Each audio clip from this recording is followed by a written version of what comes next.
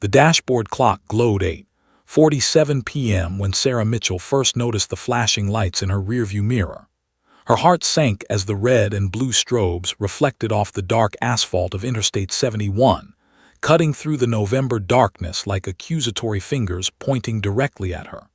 She had been driving for nearly 6 hours straight, her knuckles white against the steering wheel, her body rigid with a tension that had become her constant companion over the past months. Sarah eased her silver Honda Accord onto the shoulder, gravel crunching beneath the tires. Through her mirror, she watched as the patrol car pulled in behind her, its headlights creating harsh shadows that seemed to close in around her vehicle. Her breath came in short, shallow gasps. This wasn't supposed to happen. She was supposed to make it to Cleveland without incident, drop off the package at the designated location, and drive home to Columbus before midnight. That was the plan. That was always the plan. Officer James Rodriguez stepped out of his patrol car, his boots hitting the pavement with purpose. He had been a state trooper for 12 years, and traffic stops had become routine, almost mundane. A broken tail light, a speeding violation, maybe an expired registration. He'd write a ticket or issue a warning, wish the driver a safe evening, and move on to the next call. But something about this stop felt different from the moment he ran the plates. The Honda belonged to Sarah Mitchell, 34, no priors, clean record. An elementary school teacher from Columbus with no history of traffic violations beyond a parking ticket from 2015. On paper, she was the kind of driver who apologized profusely for going 5 miles over the limit. Yet when Rodriguez had first spotted her vehicle weaving slightly between lanes, something in his gut told him to pay attention. Behind him, Duke stirred in the back of the patrol car. The 4-year-old German Shepherd was Rodriguez's K-9 partner, trained in narcotics detection and suspect apprehension. Duke had an uncanny ability to sense when something was wrong, even before Rodriguez consciously recognized it himself.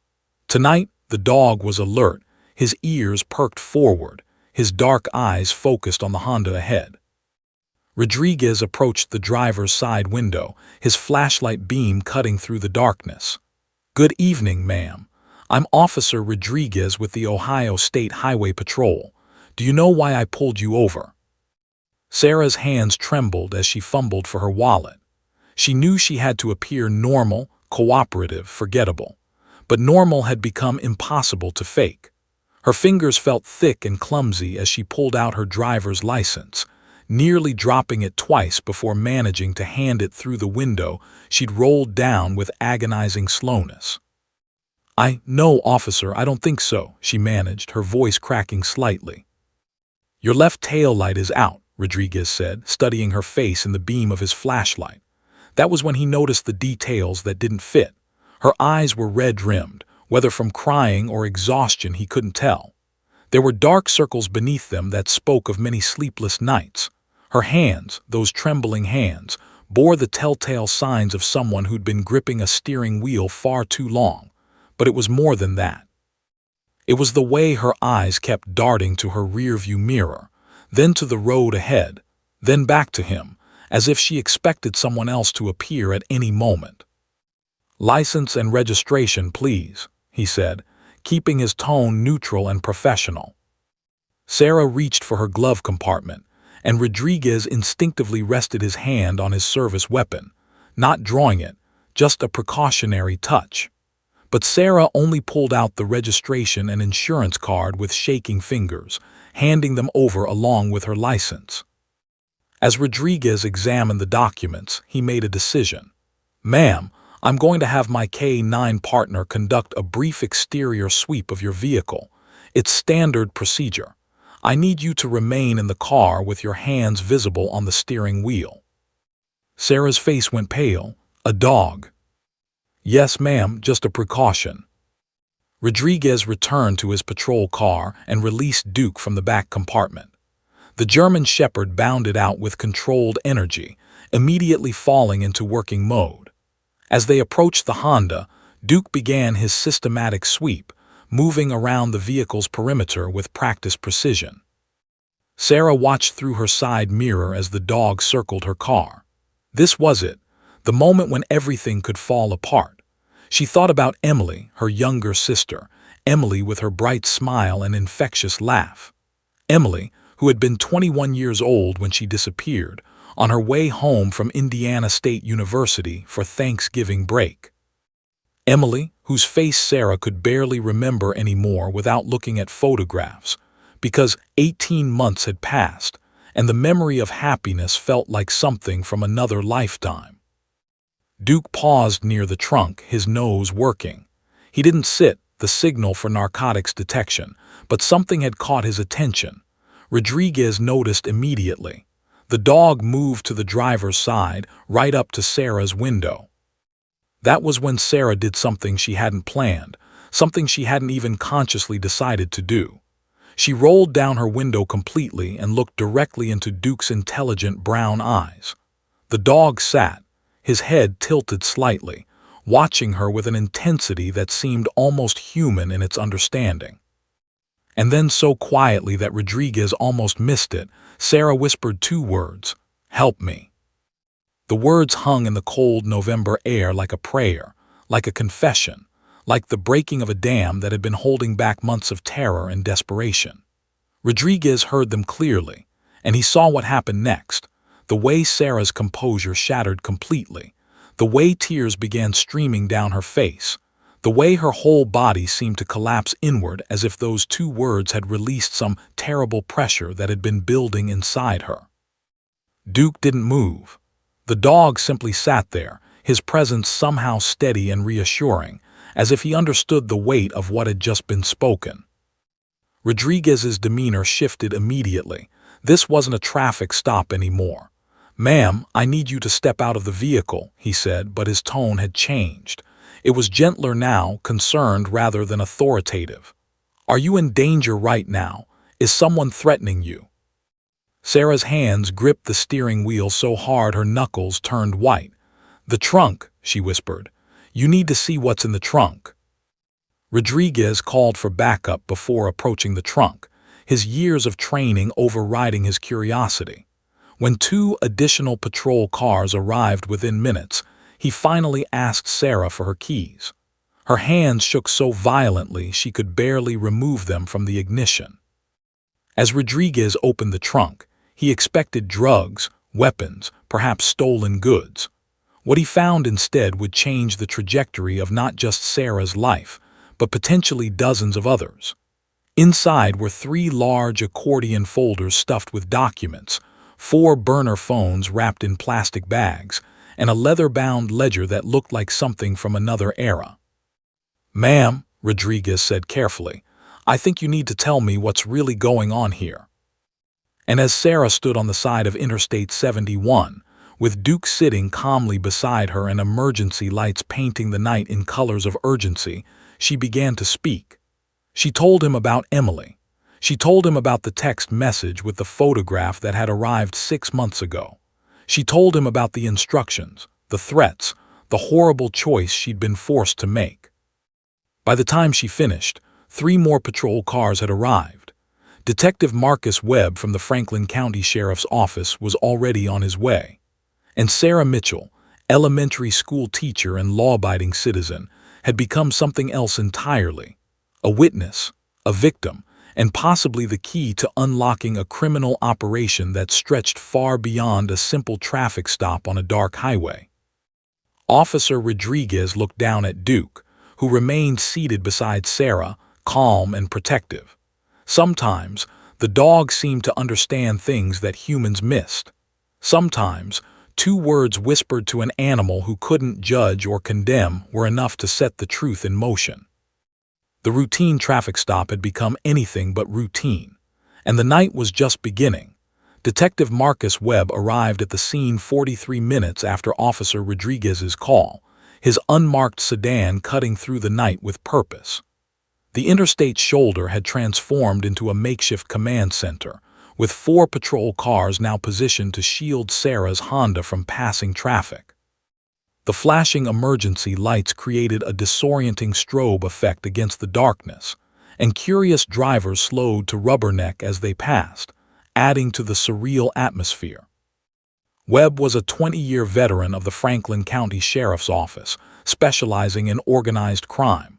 He had seen his share of unexpected discoveries during routine stops, but Rodriguez's cryptic phone call had piqued his interest in a way that transcended typical curiosity. "You need to see this yourself," Rodriguez had said, "and we need someone from major crimes. This is bigger than a traffic violation." Sarah sat in the back of Rodriguez's patrol car, a blanket draped over her shoulders despite the vehicle's heater running at full blast. She couldn't seem to stop shaking. Duke lay on the ground just outside the open door, his presence seemingly the only thing keeping her from complete panic. She had told the basic story twice now, once to Rodriguez, once to his sergeant, and the telling hadn't gotten easier. If anything, speaking the truth aloud after months of forced silence made it more horrifyingly real. Webb approached Rodriguez first, keeping his voice low. "Talk to me." Her name's Sarah Mitchell, 34, elementary school teacher from Columbus. Clean record, no priors, not even a speeding ticket in the past 8 years. Rodriguez gestured toward the Honda, its trunk still open like a gaping mouth. She whispered, "Help me," to my K9, then asked me to check the trunk. "No drugs, no weapons. But what's in there, detective? I think we're looking at something major." Webb snapped on a pair of latex gloves and approached the trunk. The dome light illuminated its contents with clinical precision. He carefully opened the first accordion folder, his experienced eyes scanning the documents inside. What he saw made his pulse quicken. The papers were meticulously organized, addresses in multiple states, each with dates and times noted in neat handwriting. Ohio, Indiana, Michigan, Pennsylvania, Illinois. Dozens of locations, maybe hundreds. Some addresses were marked with red X's, others with check marks. There were receipts from gas stations, fast food restaurants, and motels, all carefully preserved and sorted by date. The second folder contained photographs. Webb's jaw tightened as he flipped through them. Young women, mostly in their late teens and early 20s, captured in what appeared to be surveillance photos.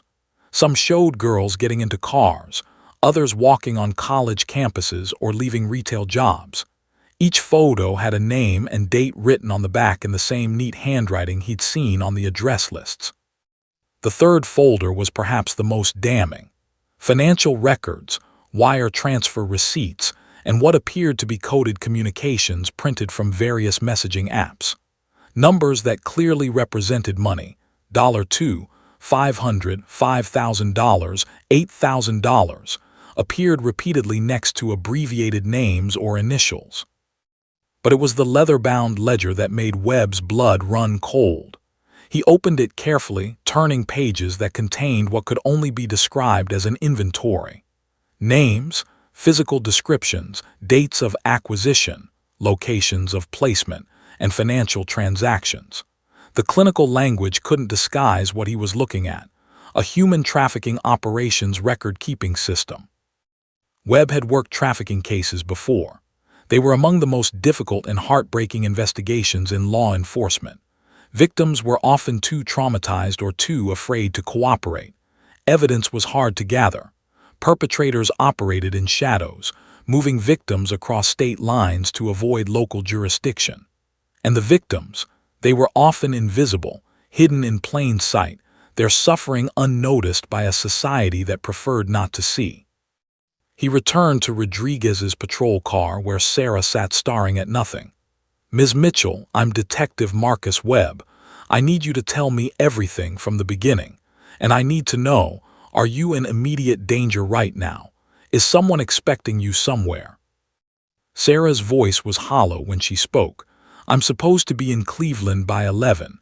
There's a drop-off at a motel near the airport. If I don't show up, they'll know something's wrong." She looked up at Webb with eyes that held a terrible, desperate hope. "They have my sister, Emily. They've had her for 16 months, and if I don't do exactly what they say, they'll kill her." Over the next hour, sitting in Webb's sedan with a voice recorder running, Sarah told her story in full for the first time. Emily Mitchell had been 21 years old, a junior at Indiana State University studying nursing. On November 20, 2018, she had left campus to drive home to Columbus for Thanksgiving break. She never arrived. Her car was found 3 days later in a rest area parking lot outside Terre Haute, Indiana. Her purse, phone, and keys were inside. Emily was gone. The Indiana State Police investigated it as a potential abduction, but with no witnesses, no surveillance footage, and no demands for ransom, the trail went cold within weeks. Sarah had refused to accept that her sister was simply gone. She posted flyers, monitored missing persons forums obsessively, and contacted psychics, private investigators, and anyone who claimed they might help. The police said she probably ran away, Sarah said, her voice breaking. They said 21-year-olds sometimes just leave, start new lives, but I knew Emily. She wouldn't do that. She had dreams, plans. She was going to graduate, become a pediatric nurse, get married to her boyfriend Marcus. She wouldn't just disappear. 6 months passed in agonizing limbo. Then, on a Tuesday morning in May 2019, Sarah's phone buzzed with a text from an unknown number. The message contained a single photograph and 5 words: "Stop looking. Follow instructions. She lives." The photograph showed Emily, gaunt, hollow-eyed, unmistakably alive but clearly not free. She was sitting on a bare mattress in a room with cinderblock walls, holding a newspaper with a date visible: May 14, 2019. 6 months after her disappearance, proof of life and an implicit threat in one image. "I tried to call the number back immediately," Sarah said. "It just rang and rang. Then another text came. They told me I had a choice: go to the police and Emily dies, or do exactly what they said and maybe I'd see her again." The instructions had started small. Drive to a specific location in Indianapolis, pick up a package from a storage unit, deliver it to an address in Dayton. Don't open it, don't ask questions, don't tell anyone.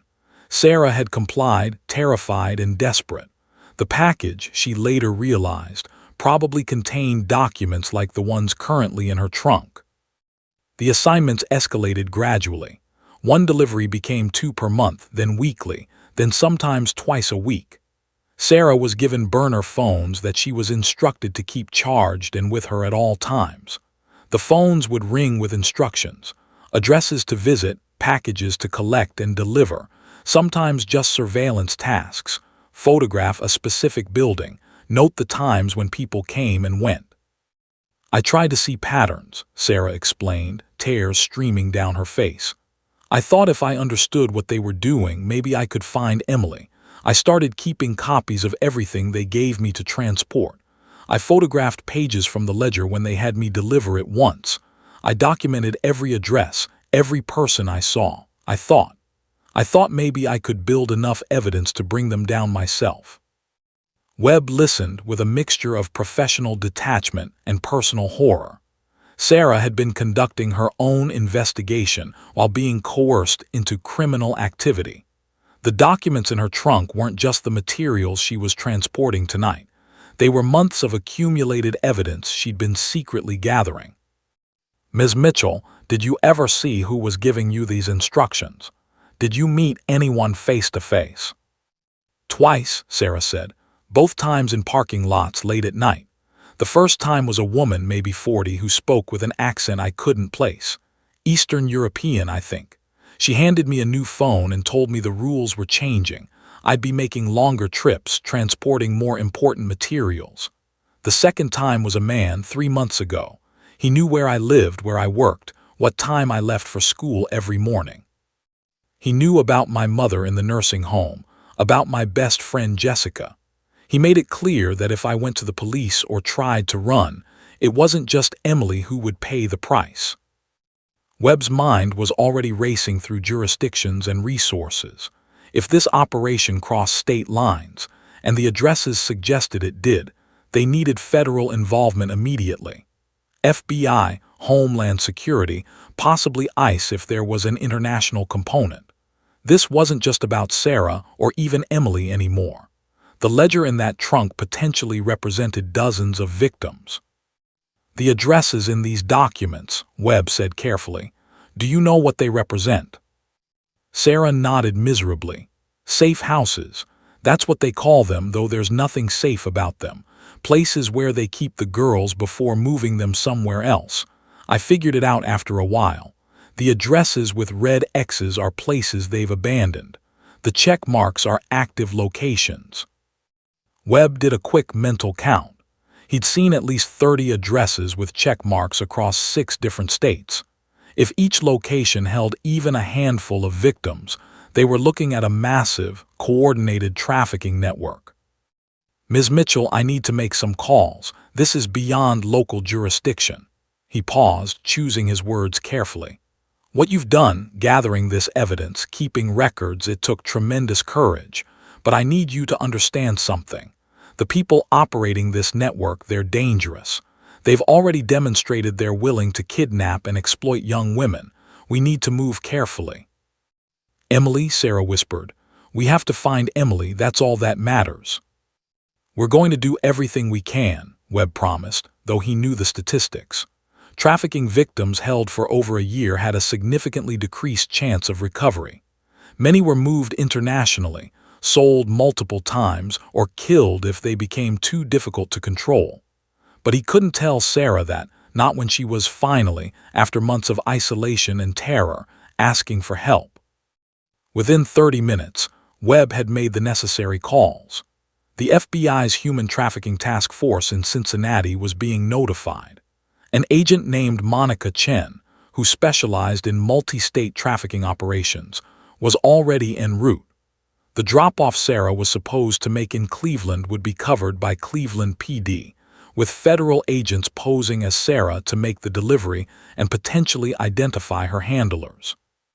Sarah would be taken to a secure location for a full debriefing. The documents in her trunk would be photographed, cataloged, and analyzed by specialists who might be able to identify patterns and connections that weren't immediately obvious.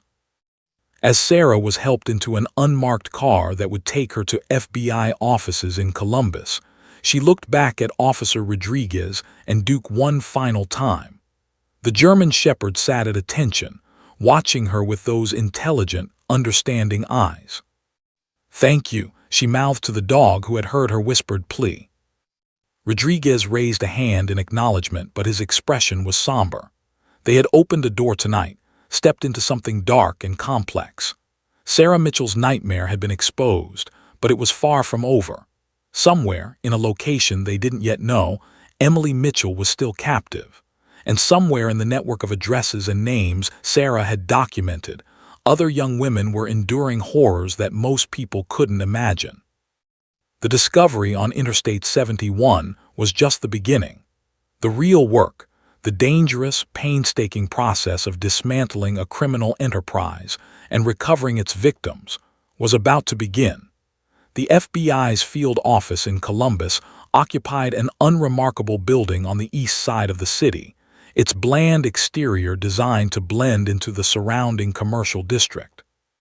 At 2:17 a.m. on that November night, Sarah Mitchell sat in interview room C, a space that managed to be simultaneously sterile and claustrophobic. The walls were painted an institutional beige, the fluorescent lights hummed with a frequency that made her headache worse, and the coffee someone had brought her sat untouched, growing cold in its styrofoam cup. Special Agent Monica Chen sat across from her, a woman in her late 30s with sharp, observant eyes and an expression that somehow managed to convey both professional distance and genuine compassion. Chen had been with the FBI's Human Trafficking Task Force for 6 years, long enough to recognize the particular kind of trauma that came from being both a victim and an unwilling participant in someone else's crimes. "Let's go back to the beginning," Chen said gently. "Tell me about Emily, not the disappearance yet, just who she was. Help me understand your sister." Sarah closed her eyes, and for a moment she let herself remember Emily before everything went wrong. Emily, who had been born when Sarah was 13, turning Sarah from an only child into a fiercely protective big sister overnight. Emily, who had followed Sarah around like a devoted shadow throughout childhood, who had cried when Sarah left for college, who had called her at least 3 times a week once she started at Indiana State. "Emily was the good one," Sarah said softly, a sad smile playing at her lips. "I was always the responsible one, the careful one, the one who made lists and followed rules. But Emily, she was sunshine. She made friends everywhere she went. She volunteered at the animal shelter every weekend in high school. She wanted to be a pediatric nurse because she loved kids and said she wanted to help them feel brave when they were scared." Sarah's voice caught. She was dating this guy, Marcus Thompson. They met freshman year at ISU. He was studying engineering. They were talking about getting engaged after graduation, moving back to Ohio together. Emily had her whole life mapped out, and she was so excited about it all. The details came slowly at first, then faster as Sarah lost herself in the memory. Emily had left campus on November 20, 2018 at approximately 4:30 p.m. She'd texted Sarah at 5:15 p.m. saying she was making good time and would be home by 8:30, in plenty of time to help their mother prepare for Thanksgiving. That was the last communication anyone received from her. When Emily didn't arrive by 9:30, Sarah called her phone. It went straight to voicemail. By 10:00 p.m., Sarah was calling hospitals. By midnight, she'd contacted the Indiana State Police. But Emily was a 21-year-old adult, and adults were allowed to change their plans, take detours, decide to spend the night somewhere without checking in. The police assured Sarah they'd keep an eye out but suggested she wait until morning. Emily's car, a 2015 blue Toyota Corolla, was found on November 23rd in the parking lot of a rest area off Interstate 70, about 40 miles outside Terre Haute. The vehicle was locked. Inside, police found Emily's purse with her wallet, credit cards, and $67 in cash. Her phone was in the center console, dead. Her overnight bag was in the backseat, packed for Thanksgiving break. Her keys were in the ignition. There were no signs of struggle. No blood, no broken glass, no indication of forced entry. It was as if Emily had simply stepped out of her car and vanished into thin air. The detective assigned to the case was sympathetic, Sarah told Chen, her voice hardening with remembered frustration. But I could tell he thought she'd run away. He kept asking about Emily's relationship with our mother, whether she'd been depressed, if she'd had problems with Marcus. He treated it like a missing person case that would resolve itself when Emily decided to come home. Sarah had refused to accept that explanation. She took a leave of absence from her teaching position and threw herself into searching for Emily. She drove the route between Indiana State and Columbus dozens of times, stopping at every rest area, gas station, and restaurant to show Emily's photo. She created social media pages dedicated to finding her sister, sharing Emily's picture across every platform she could access. She contacted true crime podcasters, local news stations, and missing persons advocacy groups. The response was overwhelming in its inadequacy. People offered thoughts and prayers. Some shared the posts.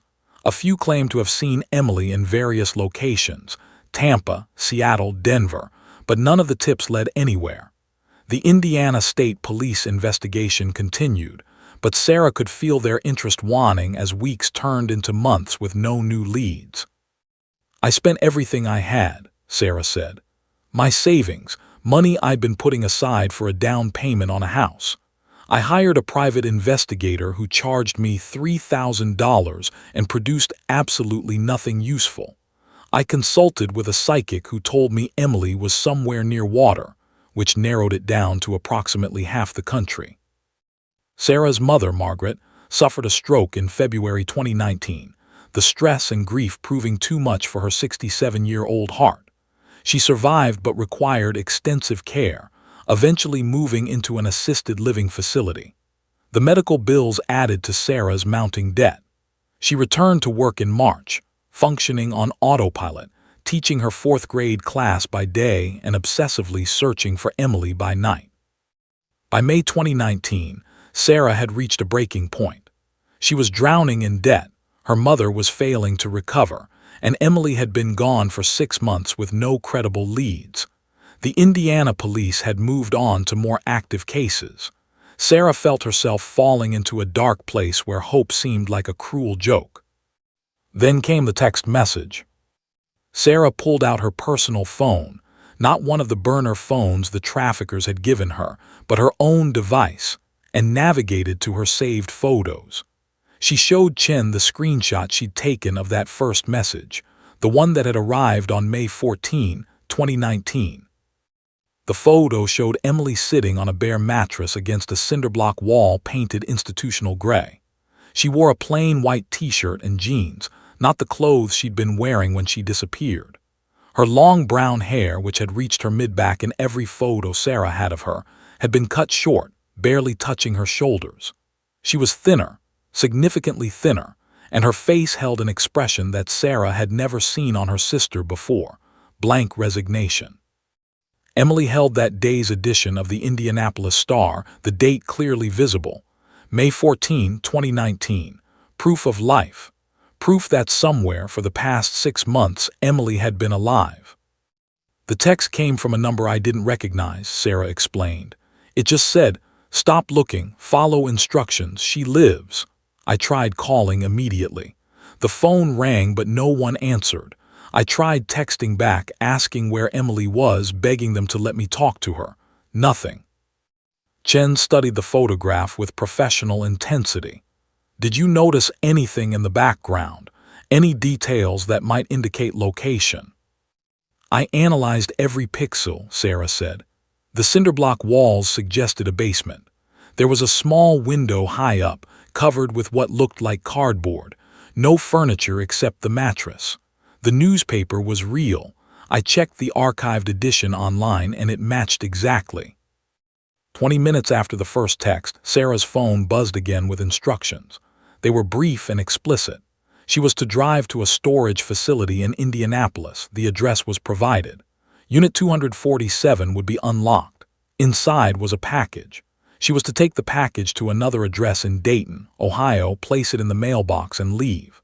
She had 48 hours to complete the task. If she complied, she would receive further instructions. If she went to the police, Emily would die. "I didn't sleep for 2 days," Sarah said. "I kept thinking about all the crime shows I'd watched, all the advice about never negotiating with kidnappers. But this wasn't a ransom situation. They weren't asking for money, they were asking me to be their courier, and they had proven they had Emily." Sarah had made that first delivery on May 16th. The package from the Indianapolis storage unit was a manila envelope, sealed with packing tape. It was light, probably containing papers. She followed the instructions exactly, driving to Dayton, locating the house, a nondescript ranch in a working-class neighborhood, and placing the envelope in the mailbox at 2:00 a.m. as instructed. Nothing happened for a week. Sarah existed in a state of suspended terror, jumping every time her phone buzzed, unable to focus on anything except waiting for the next communication. Then another text arrived with another task: pick up a box from a locker at a bus station in Cincinnati, deliver it to an apartment in Toledo. "It escalated so gradually I almost didn't notice," Sarah told Chen. "One delivery became 2 per month, then weekly. They gave me burner phones and told me to keep them charged at all times. The packages got bigger, the trips got longer, and I kept hoping that if I did everything right, eventually they'd tell me where Emily was." But questions were forbidden. The one time Sarah had texted asking about her sister, the response had been swift and terrifying. A new photo of Emily, this one showing bruises on her face, accompanied by a message that said simply, "Don't ask again." Chen leaned forward. "Sarah, did you ever open any of the packages you were transporting?" "Never," Sarah said. "At first because I was too scared, but later I realized that's what they wanted, complete obedience, no questions. I figured if I played the perfect courier, they'd keep Emily alive. And I started keeping my own records instead. Every address they sent me to, I documented. If they had me deliver documents, I tried to photograph pages when I could. I thought."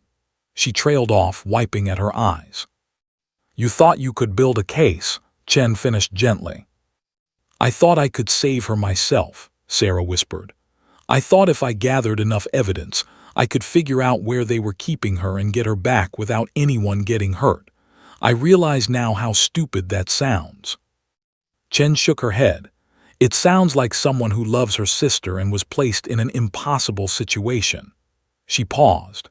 "Sarah, the documents you collected, they're extraordinarily valuable.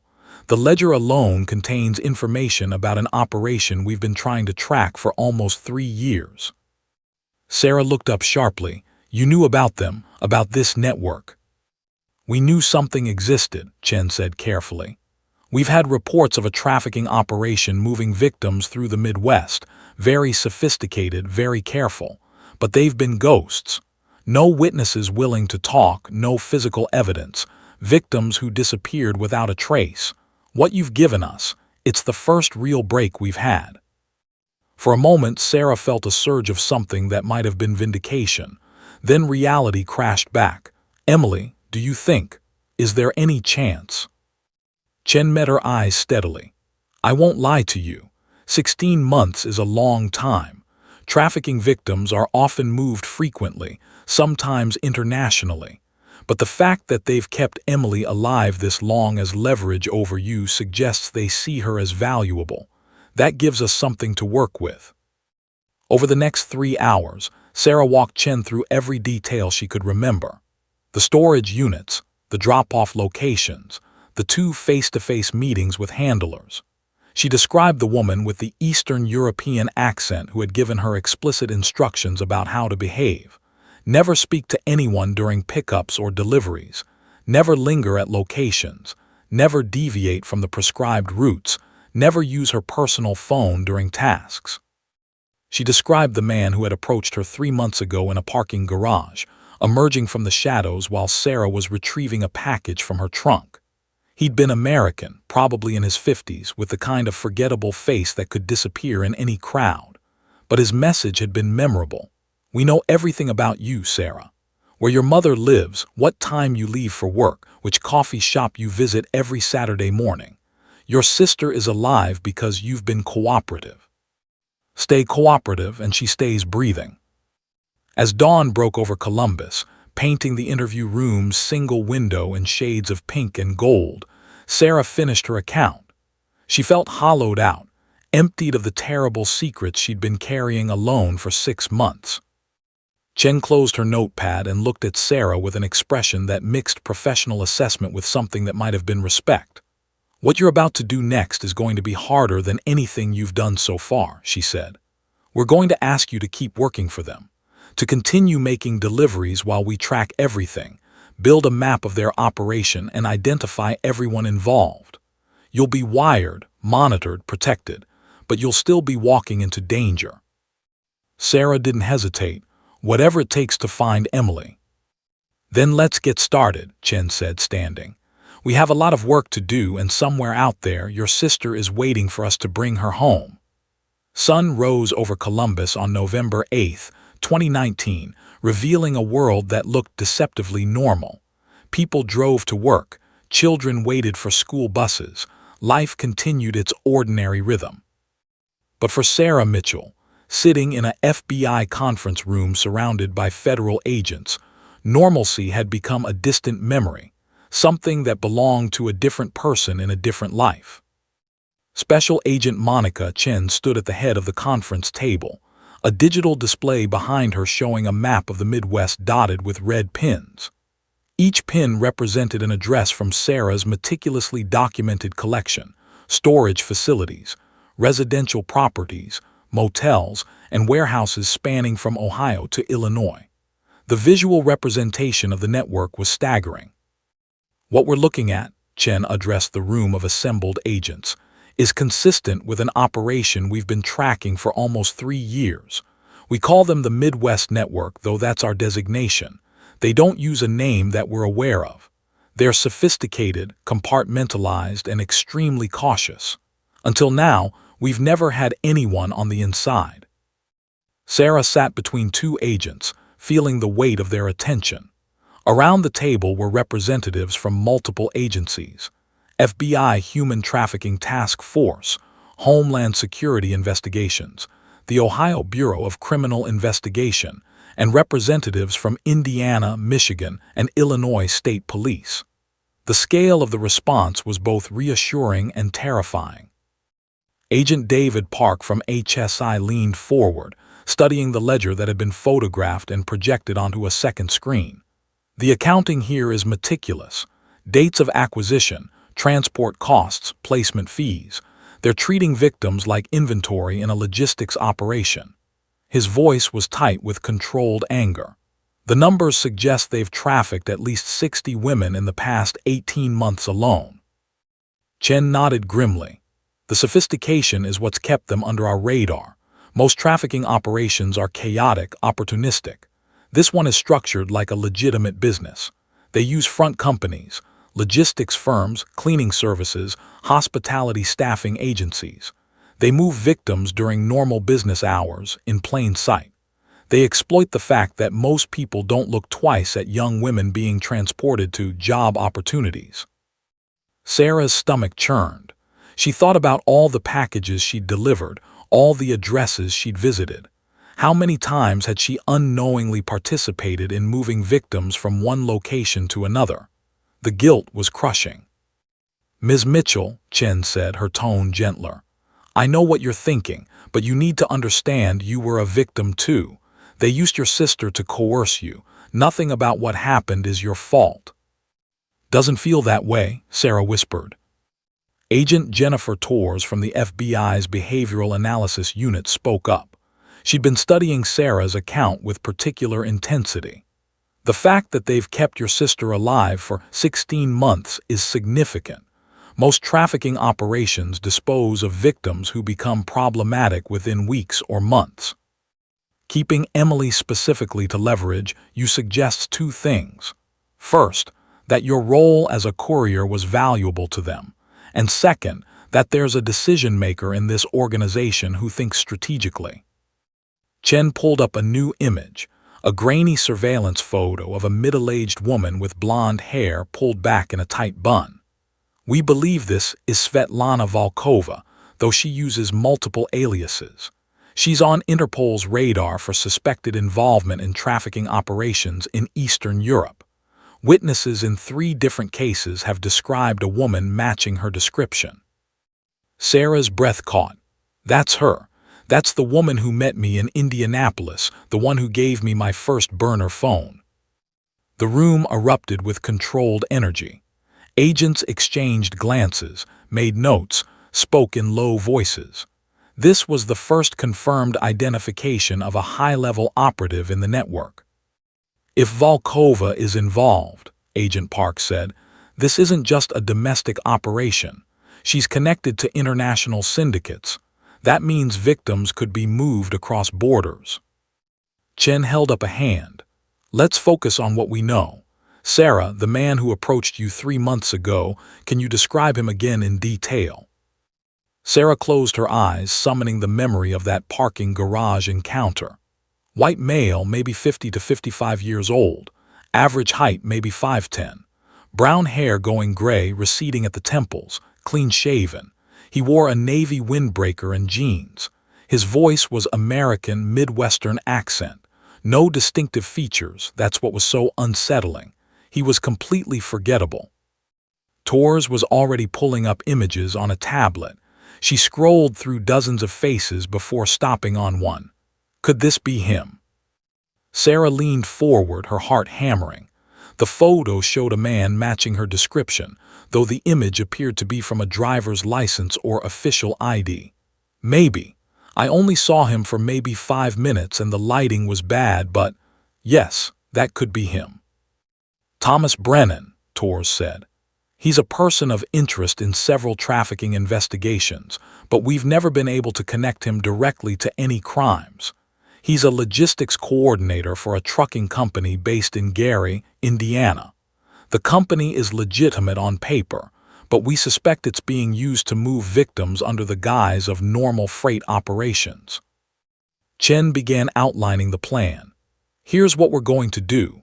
Sarah, you missed your delivery last night, which means your handlers know something's wrong. They're probably trying to figure out if you've been arrested, if you've talked, if you've run. We need to reestablish contact on our terms." She pulled up a script on her tablet. "We're going to stage your release. You'll make a phone call to your principal, explain that you were held overnight because of a traffic violation, but that everything's been cleared up. Then you'll send a text to the burner phone number they've been using to contact you. You'll say you were detained for several hours because of the broken tail light, but that the police let you go. You'll apologize for missing the delivery and ask what they want you to do to make it right." Sarah's hands were shaking. What if they don't believe me? What if they... "That's why the story needs to be verifiable," Agent Park interjected. "We're creating a paper trail. Traffic stop report, detention record, release form. If they check, and they will, everything will confirm your story. You were pulled over, you cooperated, the police found nothing wrong, you were released. The broken tail light is real, which helps. Officer Rodriguez can confirm the stop if needed." Chen continued. "Once they reestablish contact, you'll continue your courier work as before. But this time, you'll never be alone. We'll have surveillance teams tracking you at all times. You'll wear a wire for any face-to-face meetings. Every location you visit will be monitored and documented. We'll be building a comprehensive map of their entire operation." "How long?" Sarah asked. "How long do I have to keep doing this?" "As long as it takes," Chen said honestly. "These operations don't crumble quickly. We need to identify all the key players, locate the safe houses where victims are being held, and coordinate simultaneous raids across multiple states. If we move too soon and they realize we're onto them, they'll scatter. They'll move the victims, destroy evidence, and disappear, including Emily." The name hung in the air like a weight. Sarah swallowed hard. "And if they figure out I'm working with you?" Torres spoke up. "We won't lie to you, there's risk involved. These people have already demonstrated they're willing to kidnap, exploit, and threaten. But we're going to do everything we can to protect you. You'll have a panic button. We'll have agents within minutes of any location you visit, and we'll be monitoring all their communications that we can access." Over the next 4 hours, Sarah was transformed into a confidential informant. She was fitted with a sophisticated wire that could be concealed under her clothing, small enough to be undetectable but powerful enough to transmit clearly. She was given a new phone that looked identical to her personal device but had FBI monitoring software installed. She was taught hand signals for "I'm okay," "I need help," and "emergency, extract me now." Agent Torres worked with her on maintaining her cover. "The most important thing is to act natural. You've been scared and compliant for months. Don't change that behavior suddenly. If anything, play up the fear. Apologize excessively for missing the delivery. Show them you're desperate to make amends. That's what they expect." By noon, Sarah was back in her own car. The Honda had been processed for evidence and returned to her. The broken tail light remained unfixed, a deliberate choice that supported her cover story. She drove home to her apartment in Clintonville, a modest one-bedroom that felt alien after the intensity of the morning. An FBI surveillance team was already positioned in an unmarked van down the street. Sarah could see it if she looked, a small comfort against the paranoia that had become her constant companion.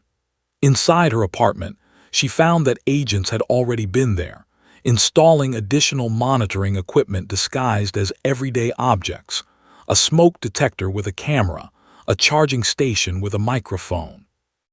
At 2:37 p.m., following the script she'd been given, Sarah sent a text to the burner phone number. "I'm so sorry about last night. I got pulled over for a broken tail light and they held me for hours asking questions. They finally let me go, but I missed the delivery. Please tell me what I can do to fix this. I'll do anything." She stared at her phone, watching the message change from delivered to read. Then nothing. Silence that stretched for excruciating minutes. Sarah made the required call to her principal, Mrs. Henderson, explaining that she'd had an incident with police but everything was fine. She'd be back at school on Monday. Mrs. Henderson was concerned but accepting. Sarah heard the worry in her voice and felt another wave of guilt for the lies that had consumed her life. At 4:15 p.m. her phone buzzed. Sarah's heart lurched as she opened the message. New phone, this number no longer in use. Wait for contact. Sarah immediately forwarded the message to the FBI team. Within minutes, Chen called her. They're being cautious.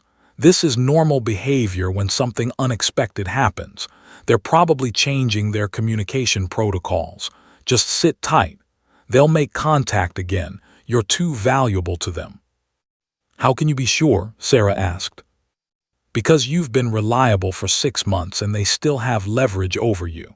They know you won't risk Emily's life. They'll test you, maybe give you a harder assignment to prove your loyalty, but they'll come back. Sarah spent the weekend in a state of suspended anxiety. She went through the motions of normal life, grocery shopping, laundry, preparing lesson plans for her 4th grade class. The surveillance team was always there, invisible but present. She wondered if her neighbors had noticed, if anyone suspected that the unremarkable teacher in apartment 3B was living in the center of a federal investigation. Monday came and went. Then Tuesday. Sarah returned to school, teaching fractions and reading comprehension to 9-year-olds who seemed to exist in a different universe from the darkness that had consumed her life. She smiled, helped students with their work, and acted like everything was fine. Her colleagues commented that she seemed tired, asked if everything was okay. Sarah assured them she was just dealing with some family stress.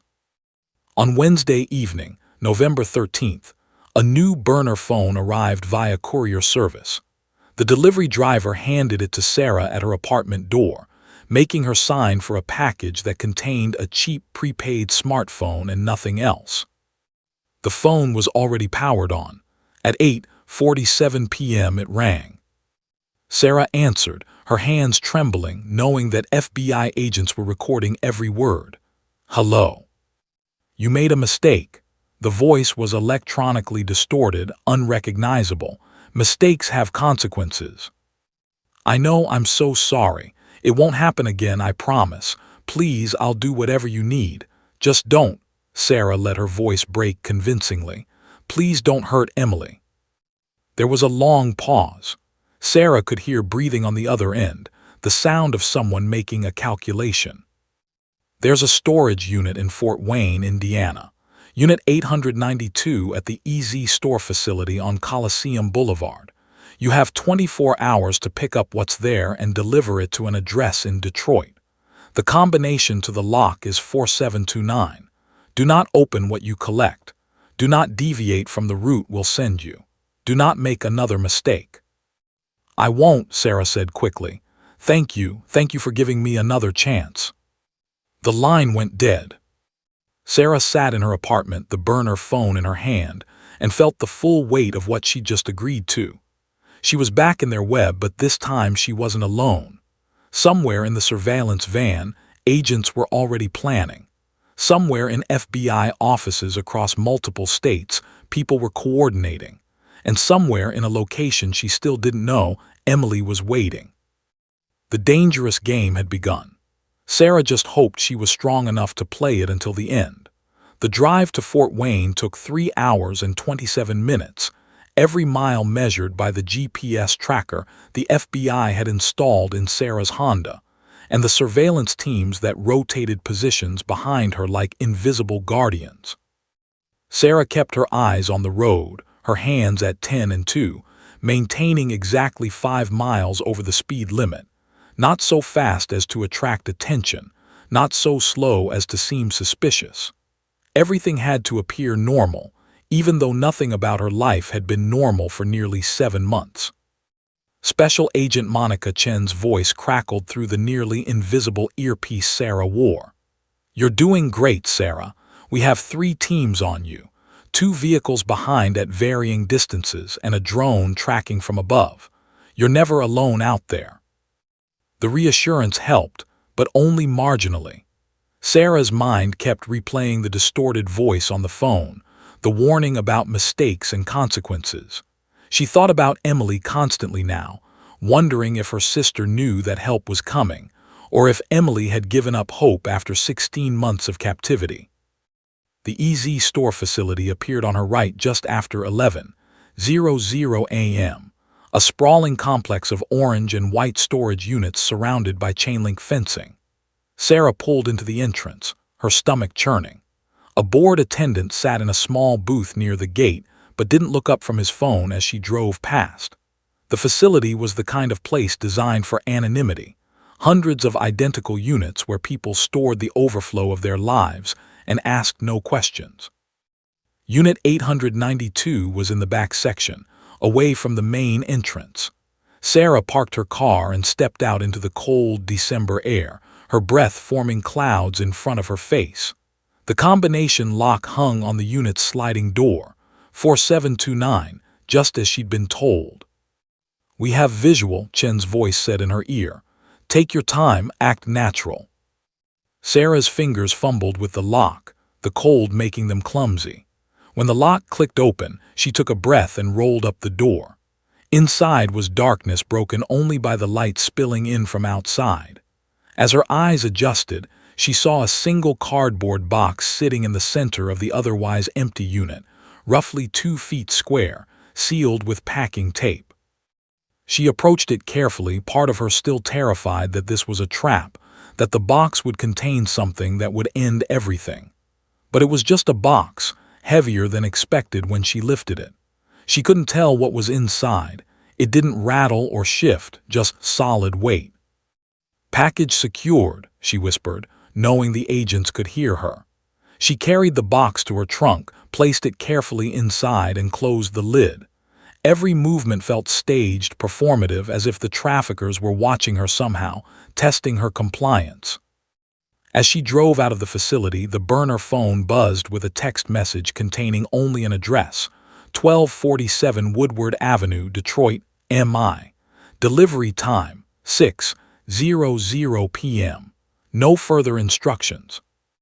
The drive to Detroit took another 3.5 hours, crossing from Indiana into Michigan through industrial landscapes and stretches of highway that all looked the same. Sarah stopped once at a rest area, using the bathroom while FBI agents swept the facility to ensure no one was watching her. She bought a coffee she didn't drink and a sandwich she couldn't eat, her stomach too knotted with anxiety. Chen's voice had been mostly silent during the drive, but as Sarah approached Detroit, the agent spoke again. "Detroit field office has teams in position at the delivery address. It's a house in a residential neighborhood, registered to a shell company. We've had it under surveillance for the past 2 hours. No visible activity, curtains drawn, could be a safe house." Sarah's heart rate accelerated. A safe house meant victims might be inside. It meant Emily could be there, just hundreds of yards away. She forced herself to focus on driving, on following the GPS directions through neighborhoods that transitioned from industrial to residential, from maintained to deteriorating. Woodward Avenue was lined with houses that had seen better days, sagging porches, peeling paint, yards surrendered to weeds. Number 1247 was a 2-story colonial with faded blue siding and windows covered by heavy curtains. A chain-link fence surrounded the property, and a "Beware of Dog" sign hung on the gate, though Sarah heard no barking. She parked on the street, the box from Fort Wayne heavy in her hands as she approached the gate. The instructions had been to leave the package on the porch, ring the doorbell once, and leave immediately. Simple, anonymous, untraceable. As Sarah walked up the cracked concrete path, she noticed details the FBI would want to know.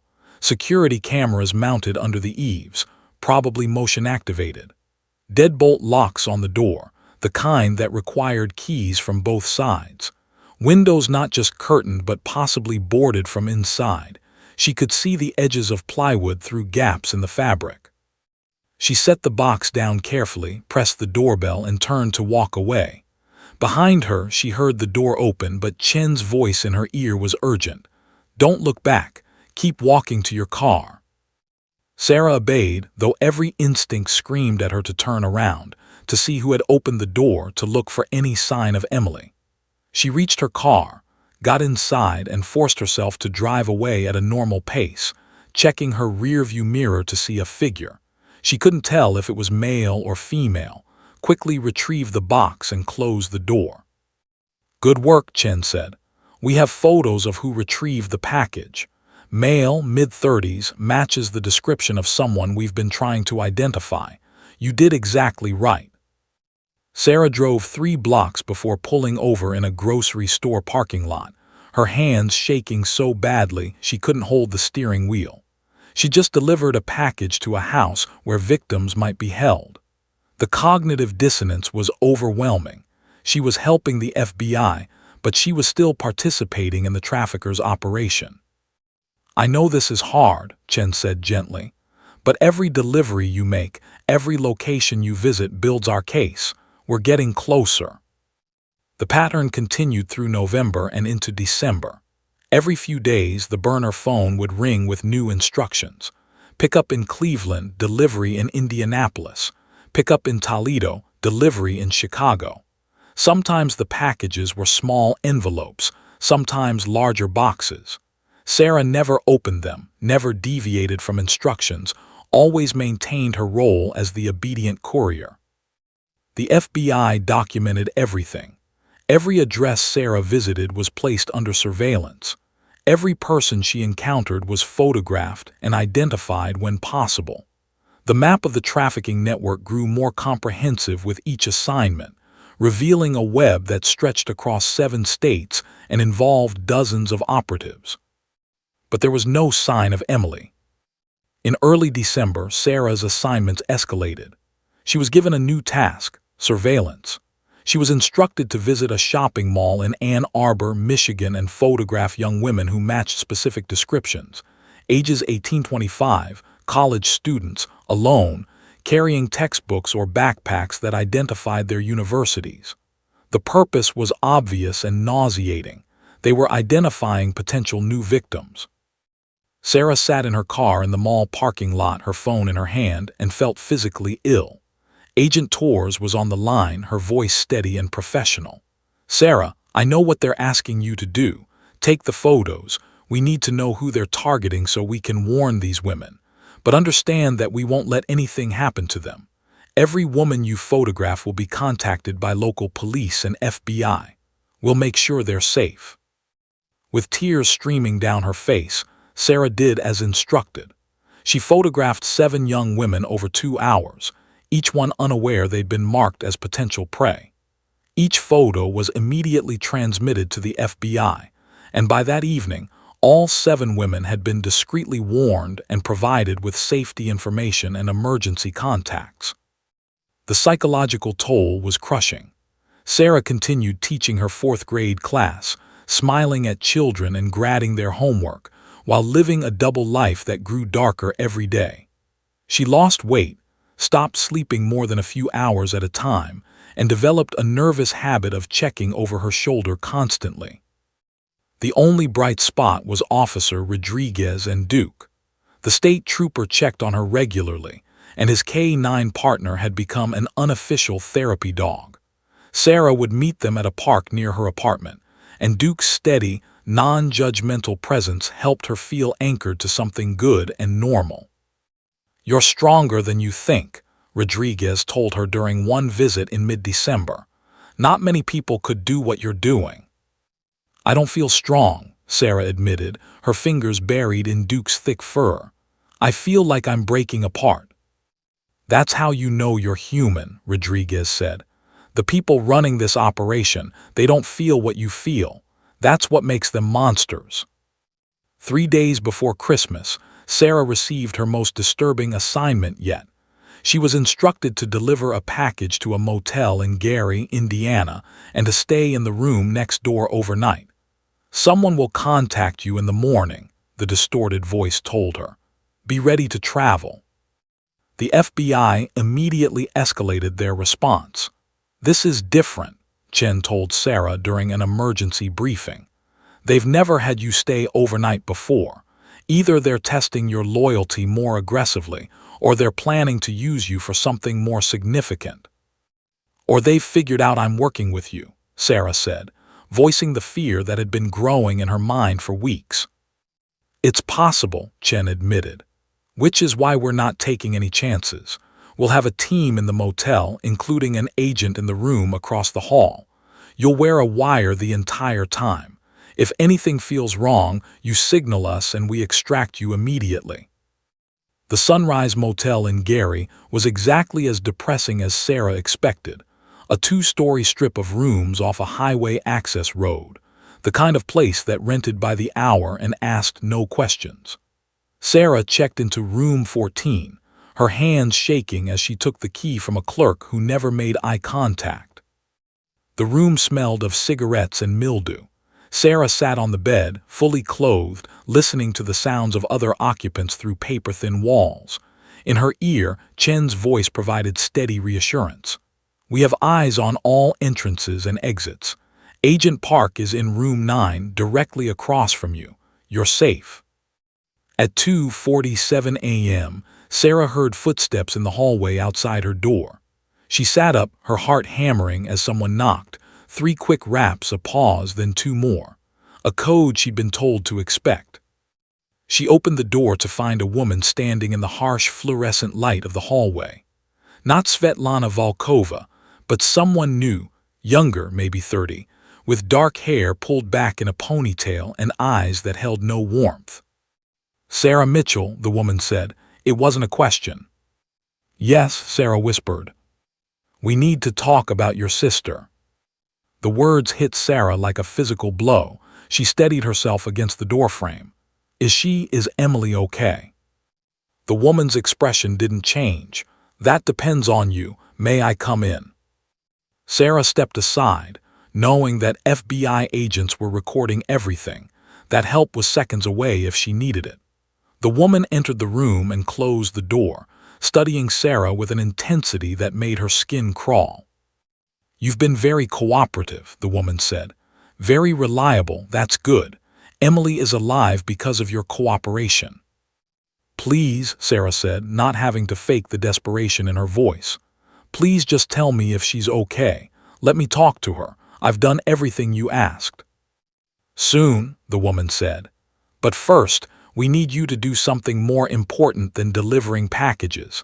We need you to help us acquire someone." Sarah's blood ran cold. "Acquire?" "There's a girl, college student at Michigan State. She fits our needs perfectly, but she's cautious. Doesn't go anywhere alone, always aware of her surroundings. She needs to be approached by someone who seems safe, someone like you." The woman pulled out a photo and handed it to Sarah. "Her name is Jessica Chen, 20 years old, sophomore, studying biology. She trusts teachers. You're going to befriend her, gain her confidence, and help us bring her in." Sarah stared at the photo, her mind reeling. They wanted her to help them kidnap someone. This was beyond courier work, beyond surveillance. They wanted her to actively participate in destroying another young woman's life. "I can't," Sarah whispered. "Please, I can't do that." The woman's expression hardened. "You can and you will, because if you don't, Emily dies. Not quickly, she'll die slowly, painfully, and knowing that you chose to abandon her. Is that what you want?" In Sarah's ear, Chen's voice was urgent. "Sarah, say whatever you need to say to stay safe. We won't let you actually go through with this. Just get through this conversation." Sarah looked up at the woman, at the cold calculation in her eyes, and realized something terrifying. They were raising the stakes because they suspected something was wrong. This was a test, designed to see if Sarah would cross a line she'd never crossed before. If she refused, they'd know she'd turned. If she agreed but failed to follow through, Emily would pay the price. She was trapped in a nightmare with no good options. "I'll do it," Sarah heard herself say. "Whatever you need, just promise me Emily will be okay." The woman smiled, but there was no warmth in it. "Good. You'll receive instructions in the morning. Don't disappoint us, Sarah. You've come too far to make mistakes now." After the woman left, Sarah collapsed on the bed, her body shaking with silent sobs. In her ear, Chen was already talking, making plans, promising that they wouldn't let her actually harm an innocent person. But Sarah barely heard the words. She'd agreed to help them kidnap someone, even knowing she wouldn't go through with it, even knowing the FBI would intervene. The words had come out of her mouth. She'd crossed a line she'd never imagined crossing. And somewhere in the darkness, Emily was still captive, her life hanging on Sarah's continued compliance with monsters who saw human beings as inventory to be bought and sold.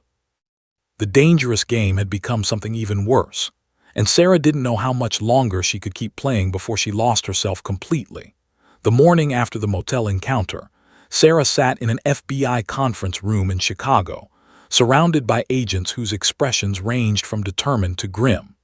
Special Agent Monica Chen stood at a whiteboard covered in photographs, addresses, and connecting lines that formed a web of criminality spanning 7 states.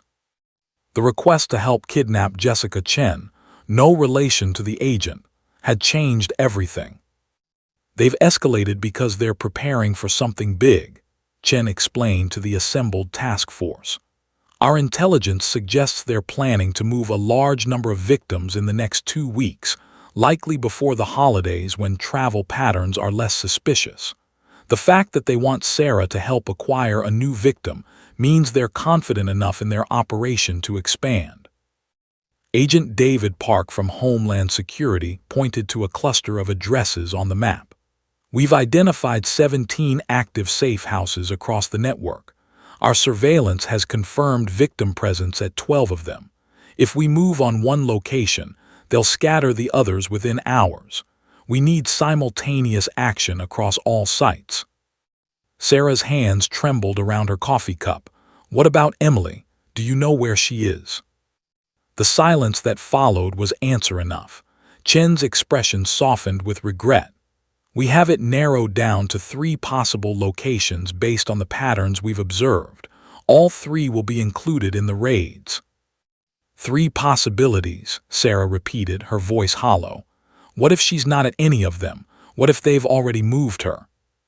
"Sarah," Agent Jennifer Torres from Behavioral Analysis said gently, "we've been monitoring their communications as best we can.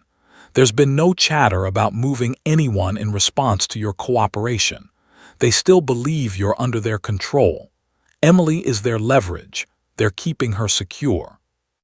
The plan took shape over the next 6 hours. February 4th, 2020, had been designated as the coordinated raid date, exactly 2 months away.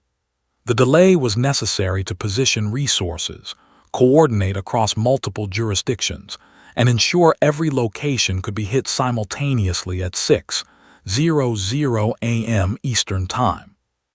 Sarah would continue her courier work, continue gathering intelligence, but the request to help kidnap Jessica Chen created an immediate problem that couldn't wait for February. "We've already contacted the real Jessica Chen," Chen explained.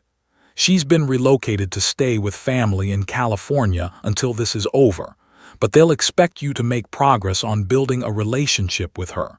We need to stall without raising suspicion." Over the following weeks, Sarah lived in a state of constant, grinding tension.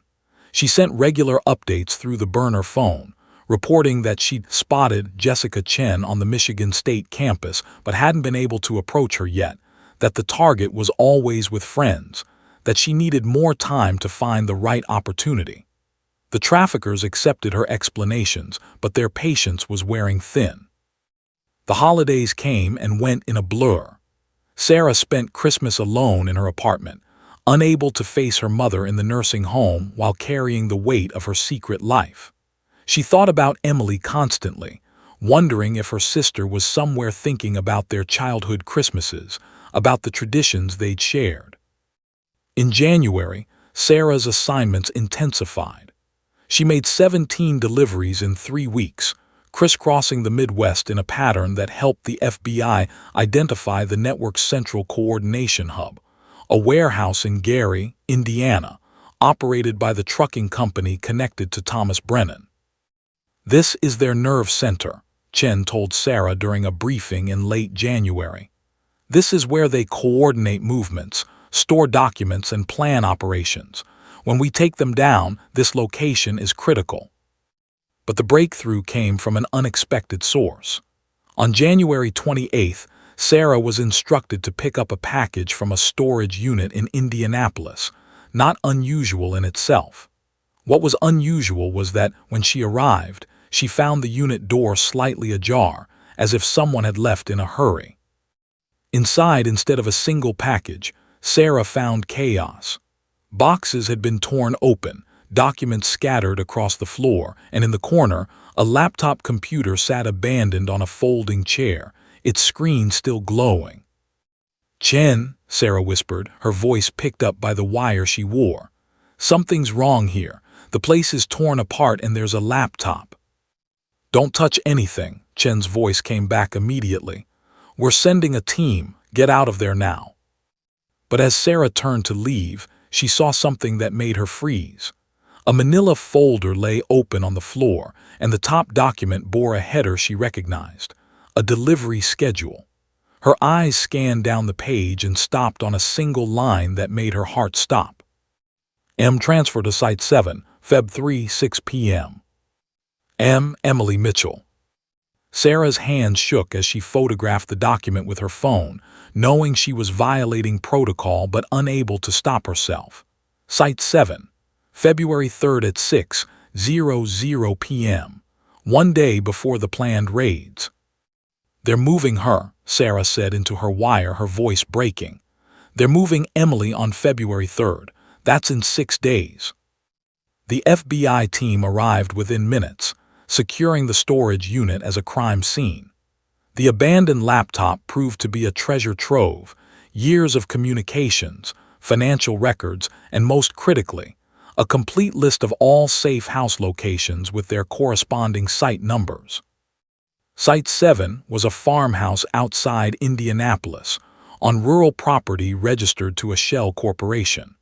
Surveillance was established immediately, and by that evening, the FBI had confirmed the presence of multiple victims at the location. Chen pulled Sarah aside after the briefing. "We have a decision to make. If they're moving Emily on February 3rd, we need to act before then. But if we move early on just that location, we risk alerting the rest of the network." "So we move everything up," Sarah said. It wasn't a question. "We move everything up," Chen confirmed. "February 3rd, 5:00 a.m., 1 hour before they plan to transfer your sister. We hit all 17 locations simultaneously. It's going to be chaotic and there's risk involved, but it's our best shot." The final days before the raid were a blur of preparation. Sarah was moved to a safe house for her own protection, surrounded by agents who ran through scenarios and contingencies. She wasn't allowed to participate in the actual raids. Civilians weren't permitted on tactical operations, but Chen promised she'd be brought to Emily as soon as it was safe. On the night of February 2nd, Sarah couldn't sleep. She lay in the unfamiliar bed of the safe house, watching the ceiling and thinking about all the ways things could go wrong. What if the intelligence was bad? What if the traffickers had already moved Emily? What if something happened during the raid and her sister was hurt, or worse?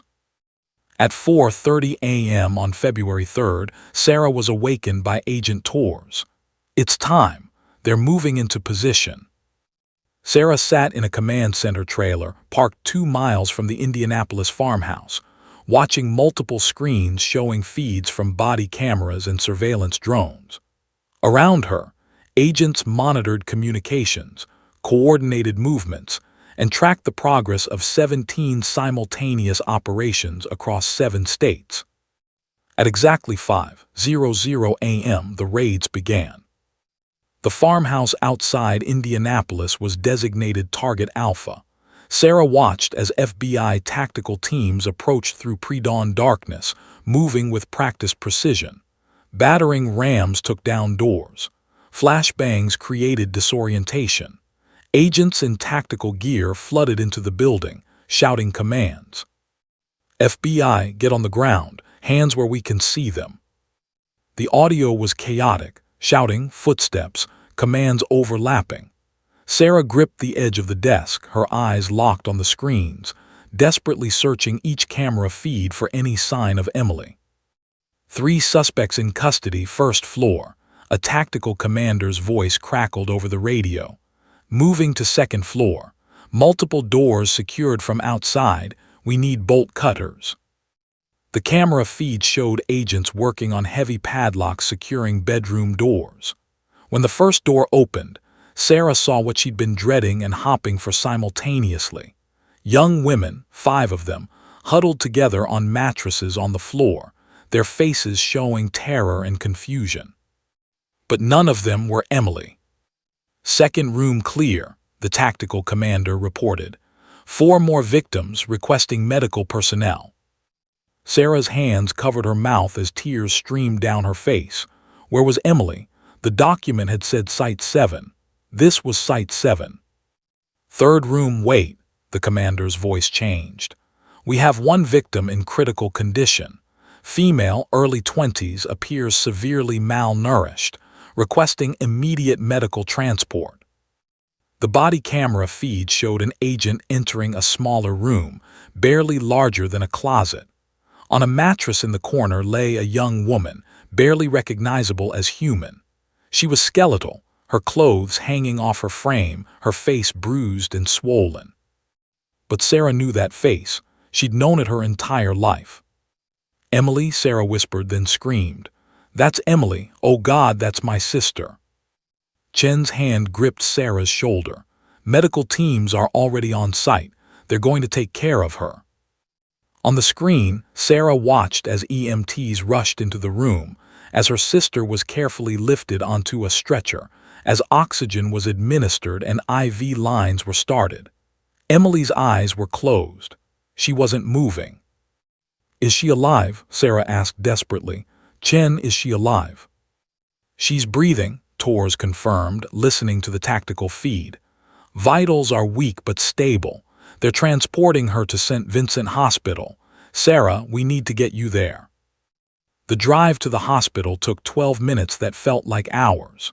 Sarah barely registered the other successes being reported over the radio. Suspects in custody across multiple states, dozens of victims recovered, evidence secured. All she could think about was Emily on that stretcher, looking like a ghost of the vibrant young woman who disappeared 16 months ago. Indianapolis was experiencing the sunrise as Sarah was rushed through the hospital's emergency entrance, flanked by FBI agents. A doctor met them in the hallway, still wearing surgical scrubs. Are you Sarah Mitchell? The doctor asked. Your sister is asking for you. Sarah's knees nearly buckled. She's awake, she's talking. Barely, the doctor said. She's severely dehydrated, malnourished, and has multiple injuries we're still assessing. But yes, she's conscious and she keeps asking for you. The hospital room was bright with fluorescent lights and filled with the beeping of monitors. Emily lay in the bed, so thin and fragile she barely made an impression under the white sheets. IV lines ran into both arms. A blood pressure cuff automatically inflated and deflated. An oxygen cannula rested under her nose.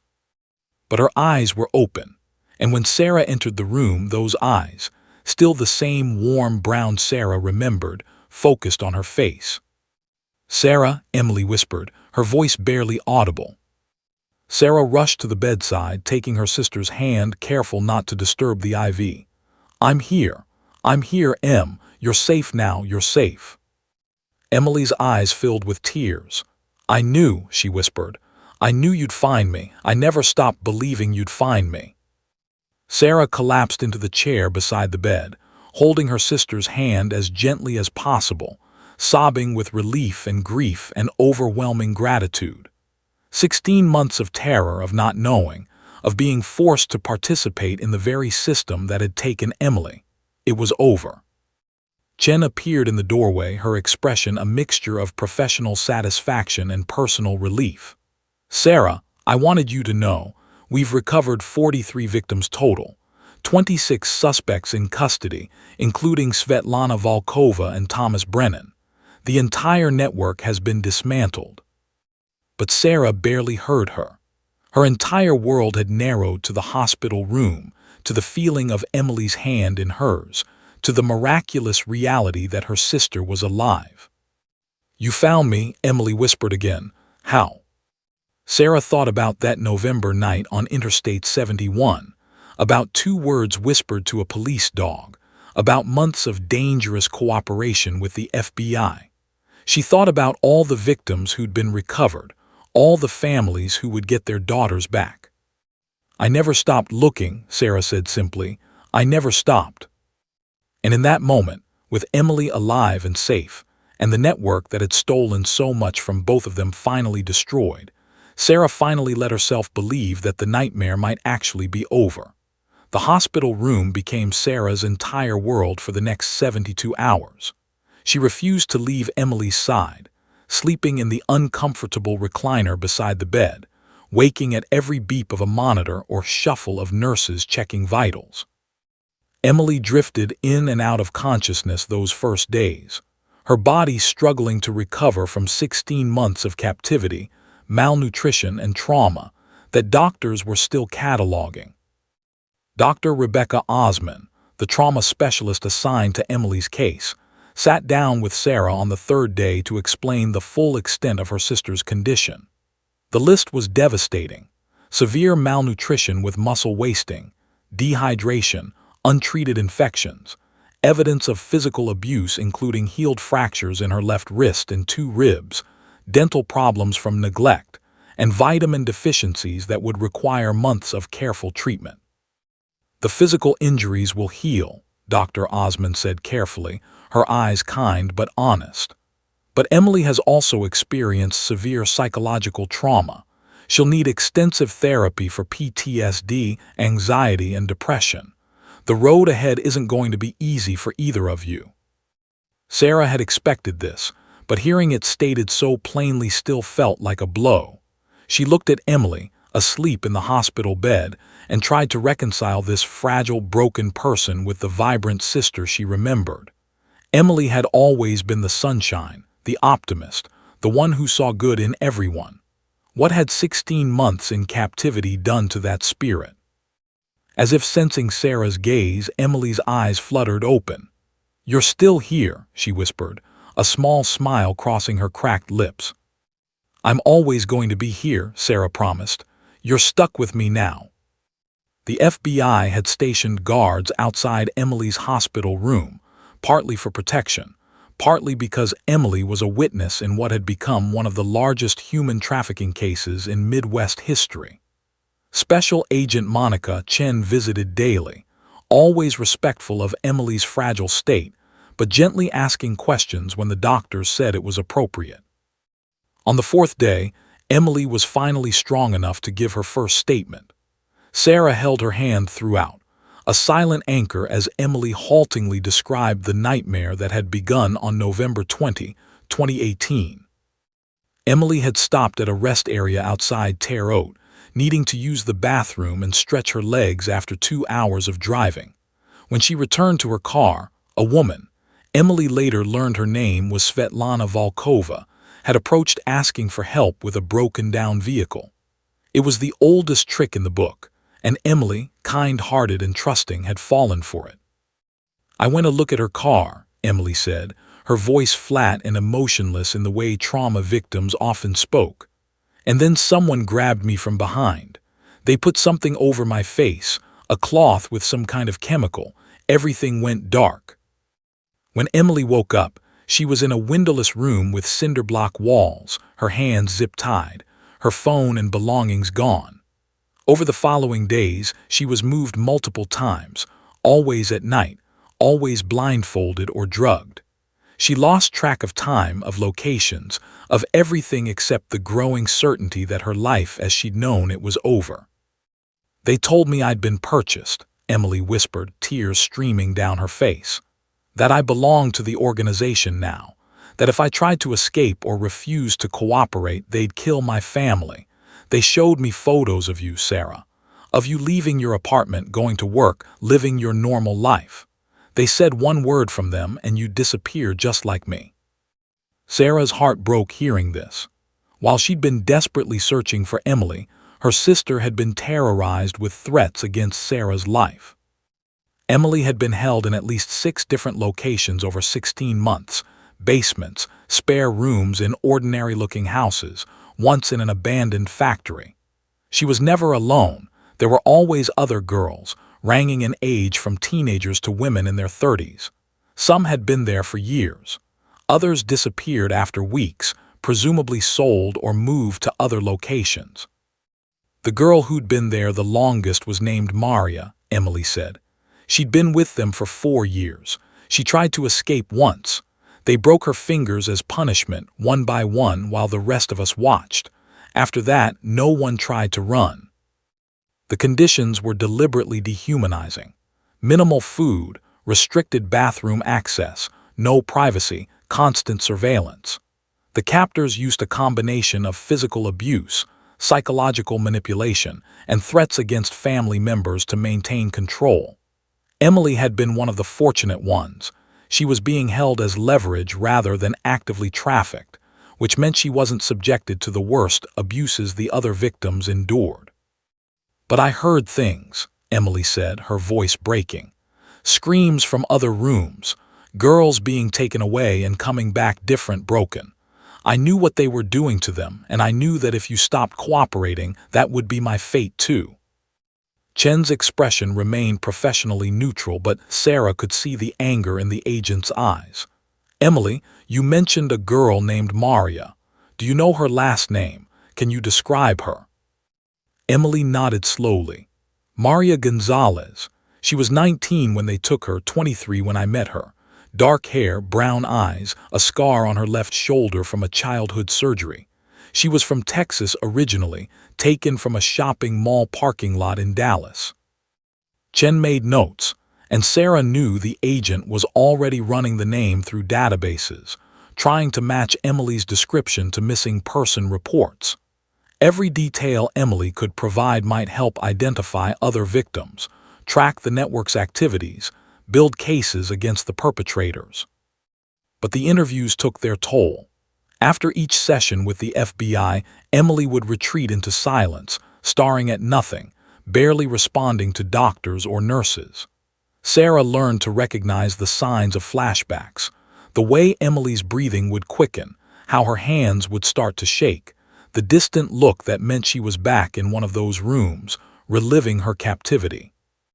The hospital's psychiatric team introduced them to Dr. James Harrison, a specialist in trauma recovery who'd worked extensively with trafficking survivors. He was a gentle man in his 50s with a calm presence that seemed to put Emily at ease. "Recovery isn't linear," Dr. Harrison explained to Sarah during their first consultation. "Emily will have good days and bad days. She may have nightmares, panic attacks, periods where she can't trust anyone. The trauma she experienced doesn't just disappear because she's been rescued. In some ways, the real work of healing is just beginning." On Emily's 8th day in the hospital, she finally asked the question Sarah had been dreading. "What happened to the others? The girls who were with me at the farmhouse?" Sarah had been getting daily updates from Chen. Of the 17 girls recovered from the Indianapolis farmhouse, 12 were in stable condition and being reunited with families. 3 required extended medical care for serious injuries. 1, a 16-year-old from Michigan named Ashley, was in intensive care fighting a severe infection. The last girl, a young woman named Carmen, had been trafficked for so long that investigators were still trying to identify her. She'd given 3 different names and seemed unable to distinguish truth from the lies she'd been forced to live. "They're getting help," Sarah told Emily carefully. "The FBI is working to reunite them with their families. Everyone is going to get the care they need." "And the ones who weren't at that house," Emily pressed. "All the other locations, all the other girls, did they find everyone?" This was harder to answer.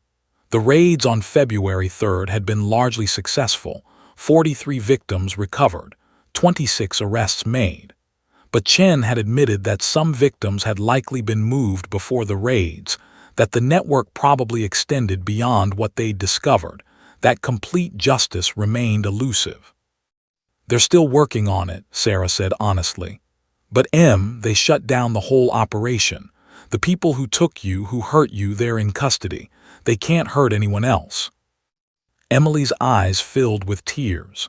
There was a girl named Sophie. She was only 15. They took her away 2 weeks before the raids, said she was being moved to Chicago. I don't know what happened to her. Sarah made a note to tell Chen about Sophie. Every name, every detail Emily could provide might save another life. As February progressed, Emily was transferred from the hospital to a specialized residential treatment facility for trafficking survivors. The facility, run by a nonprofit organization called New Horizons, provided medical care, therapy, and a safe environment designed specifically for trauma recovery. Sarah visited every day, bringing photos from their childhood, Emily's favorite books, anything that might help her sister reconnect with who she'd been before. But the person in that treatment center wasn't the Emily that Sarah remembered. This Emily was cautious, easily startled, prone to panic attacks triggered by seemingly random things. A man's voice in the hallway, the sound of a door locking, even certain smells. She had nightmares that left her screaming and shaking. She couldn't be in crowded spaces. She struggled to trust anyone, even the counselors trying to help her. "I don't know who I am anymore," Emily confessed to Sarah one afternoon in late February. They sat in the facility's garden, a peaceful space with flowering trees and stone benches. "I remember being happy once. I remember loving school and having dreams about becoming a nurse, but that person feels like a stranger now, like she died in one of those rooms and I'm just what's left." Sarah gripped her sister's hand, fighting back tears. "You're still you, Em. You're still the girl who volunteered at the animal shelter every weekend, who cried during sad movies, who wanted to help sick kids feel brave. That person is still in there. She's just hurt right now, and hurt things need time to heal." "What if I never heal?" Emily whispered. "What if this is just who I am now?" Sarah didn't have an answer to that. She couldn't promise Emily that everything would go back to normal because she was learning that normal was gone forever for both of them. The trauma Emily had endured had changed her fundamentally, and Sarah's own experience, the months of coercion, the dangerous double life, the guilt and fear, had changed her too. They were both survivors now, but survival came with a cost that would take years to fully understand. In March, as winter gave way to early spring, Sarah made a difficult decision. She couldn't return to teaching, not yet. The school district had been understanding, offering her an extended leave of absence, but Sarah knew she needed to be present for Emily's recovery. Her sister needed consistency, support, and someone who understood what they'd both been through. Financial stress added to the burden. Sarah's savings were depleted from her months of desperate searching before the FBI got involved. Emily's medical bills were mounting despite victim assistance programs. Their mother, Margaret, remained in the nursing home, her condition having deteriorated further after learning about Emily's ordeal. Officer James Rodriguez became an unexpected source of support during this time. He visited regularly, often bringing Duke, whose calm, accepting presence seemed to help Emily in ways human interaction couldn't. Emily would sit with the German Shepherd for hours, her fingers buried in his fur, finding some measure of peace in the dog's steady companionship. "Duke's retiring from police work next month," Rodriguez told Sarah one day in April. "He's getting older and the department thinks he's earned his rest. I've been approved to adopt him officially, but—" He paused, studying Emily where she sat with the dog. "I've been thinking, if it would help if Emily wants him, Duke could live with you too. He already loves her and I think he could help with her recovery." Sarah looked at her sister, at the first genuine smile she'd seen on Emily's face in months as Duke licked her hand. "Let me talk to her," Sarah said quietly. "But Rodriguez, thank you for everything, for pulling me over that night, for listening, for not giving up." "You're the one who didn't give up," Rodriguez said. "You whispered 2 words to a police dog and set everything in motion. That took more courage than most people have." As spring turned toward summer, Emily slowly began the long process of rebuilding. She started individual therapy, then group therapy with other trafficking survivors. She enrolled in online courses, testing whether she could handle academic work again. She had setbacks, days where she couldn't get out of bed, nights where the nightmares were so intense she couldn't distinguish past from present. But she also had moments of progress. The first time she laughed at something on TV. The first time she went to a grocery store without having a panic attack. The first time she talked about the future with something other than despair. Sarah documented these victories, no matter how small, holding onto them during the difficult days. And there were many difficult days ahead, trials to testify at, therapy sessions that left them both emotionally exhausted, moments when the weight of what they'd survived threatened to crush them both. But they survived it together. Two sisters who'd been torn apart by a criminal enterprise and brought back together by a whispered plea on a dark highway. Their story was far from over. Recovery would take years, and some wounds might never fully heal. But they were alive, they were together, and in the aftermath of unimaginable trauma, that was enough to build on. One day at a time, they would find their way forward.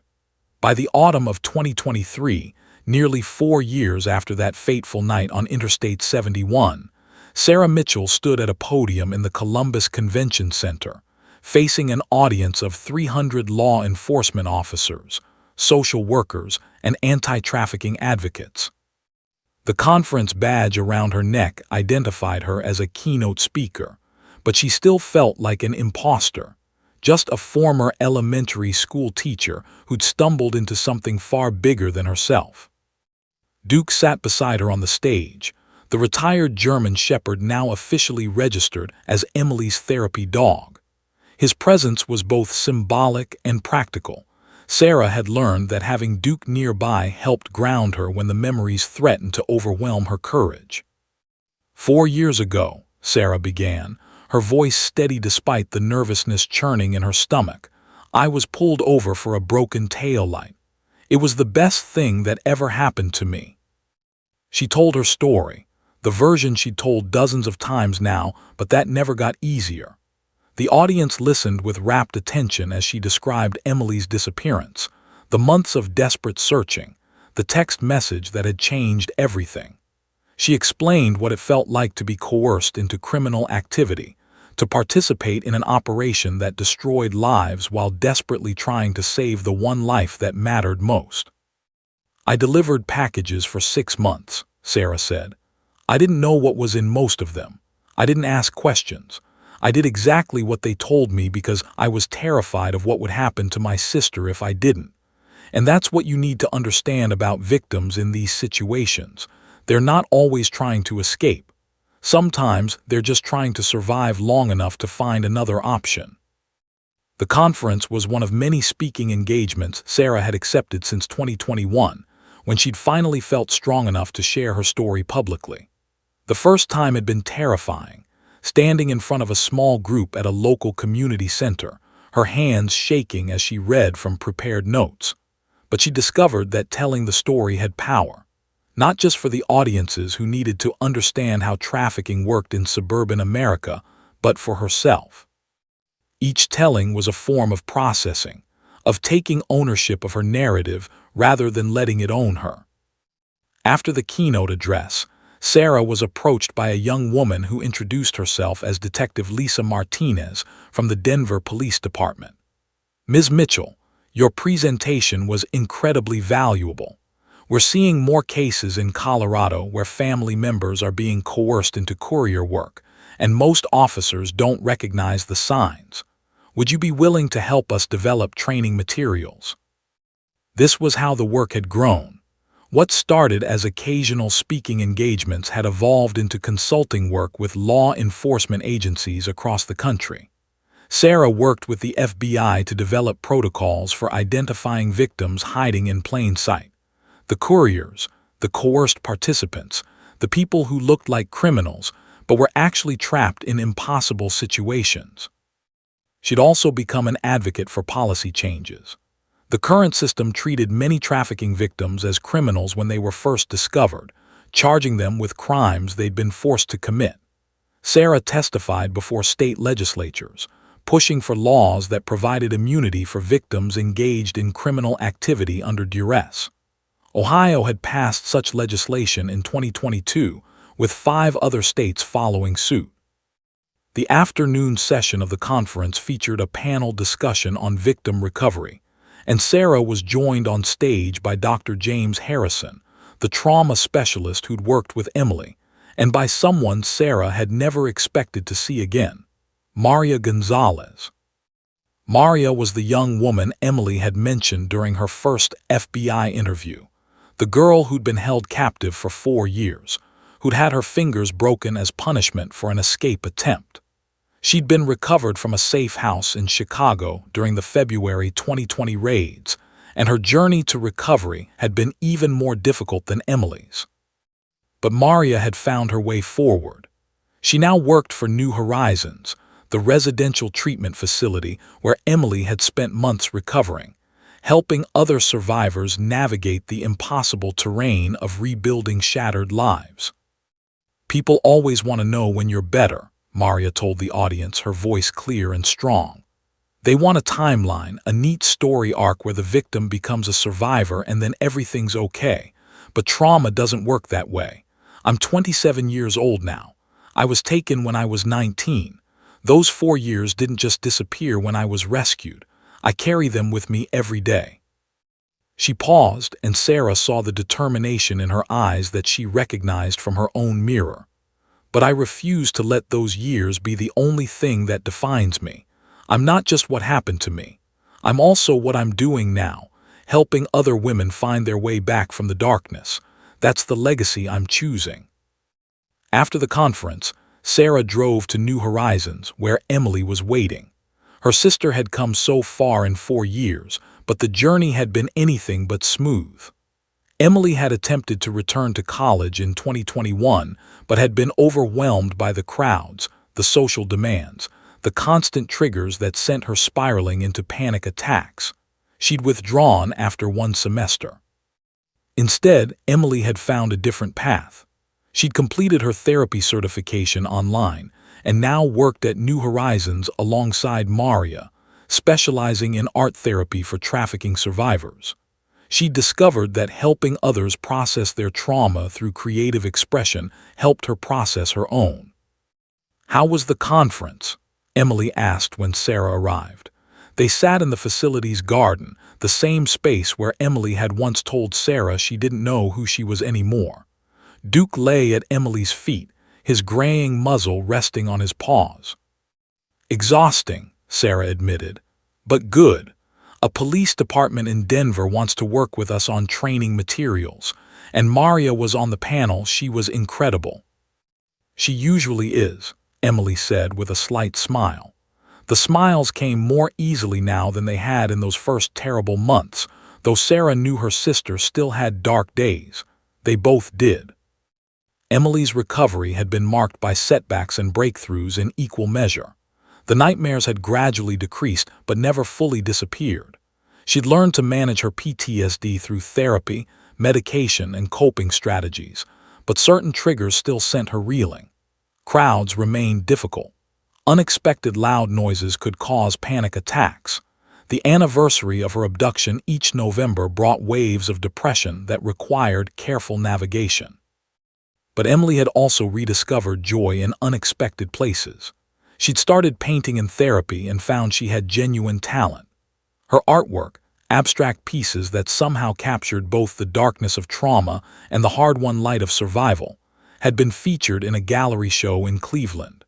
She'd reconnected with Marcus, her boyfriend from college, though their relationship had to be rebuilt from scratch, both of them changed by years apart and unimaginable experiences.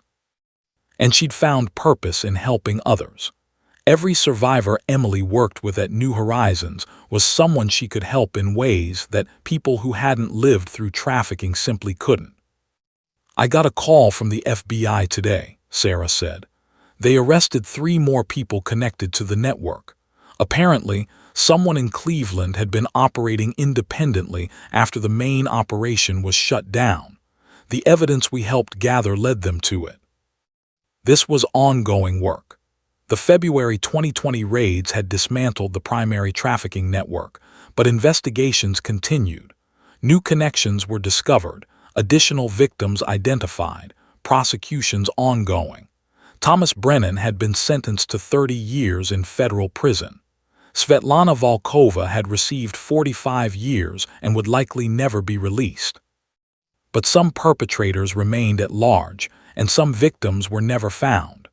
Sophie, the 15-year-old girl Emily had mentioned who'd been moved to Chicago, had never been located despite extensive searches. That haunted both sisters, the knowledge that their rescue had come too late for some. Sarah and Emily had channeled that pain into action. In 2022, they'd established the Emily Mitchell Foundation, a nonprofit organization dedicated to helping families of missing persons conduct their own searches when police cases went cold. The foundation provided resources, connected families with private investigators, maintained databases of missing persons cases, and advocated for better law enforcement protocols. The foundation also funded a scholarship program for trafficking survivors who wanted to pursue education or vocational training.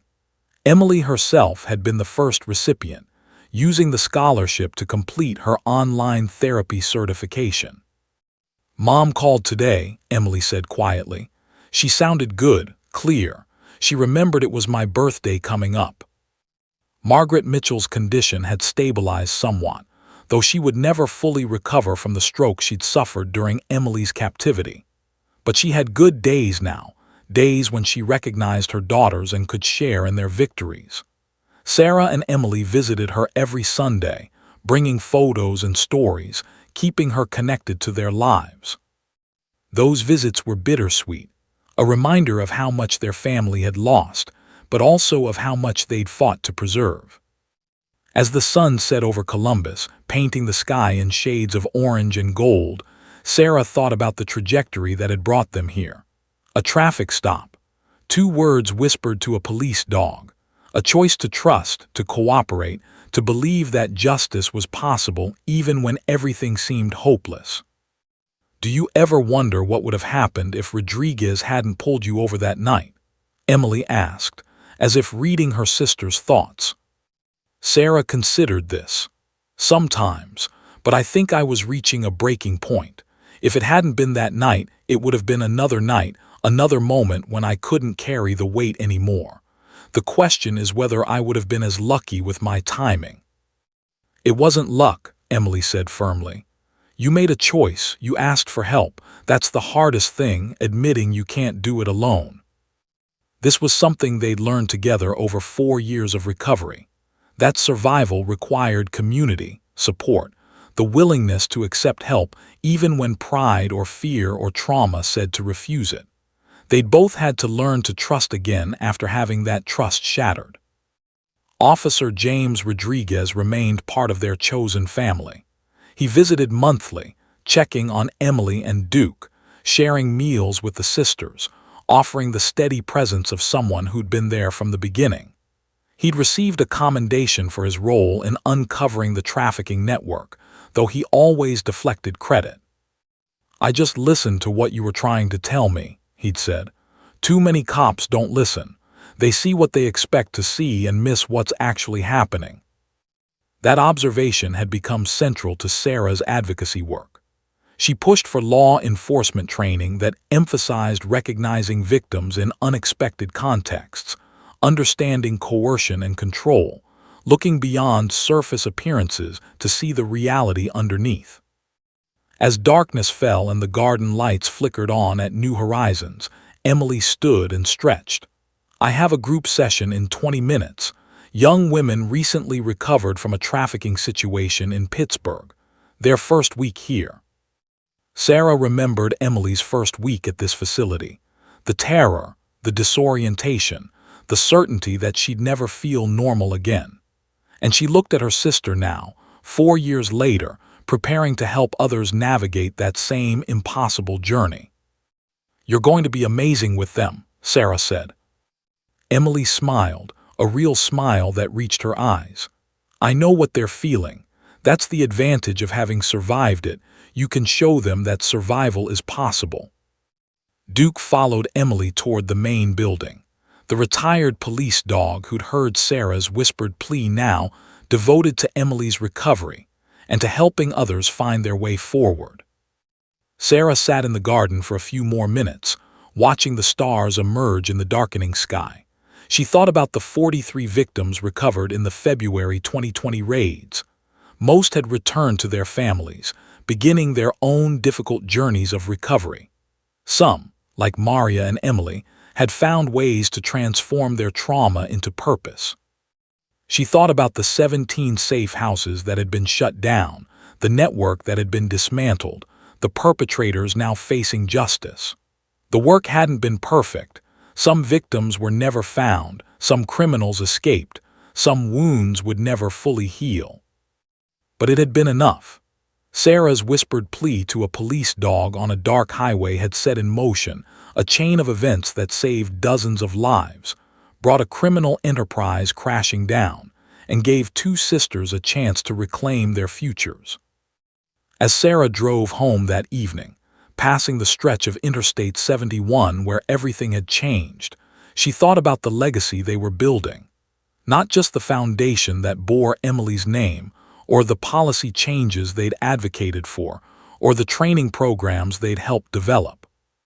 The real legacy was simpler and more profound, proof that even in the darkest circumstances, when hope seemed impossible and rescue seemed like a fantasy, speaking up could change everything. 2 words, "help me," had been enough to begin unraveling a nightmare. 4 years later, Sarah and Emily were still saying those words, still asking for help when they needed it, still offering help to others navigating their own darkness. They'd learned that trauma didn't have a tidy ending, that recovery was messy and nonlinear, that some scars never fully disappeared. But they'd also learned that survival was possible, that meaning could be found in the aftermath of horror, and that the human capacity for resilience was far greater than either of them had imagined. Sarah Mitchell pulled into her driveway, where Emily would join her later for dinner, where Duke would curl up on the floor between them, where they would continue the daily work of building lives from the pieces that remained. The nightmare that began on a highway in November 2019 had irrevocably changed them both. But the truth that unfolded, unthinkable as it had been, had also revealed something equally powerful: the strength to survive, the courage to speak up, and the possibility of hope even in the darkest places.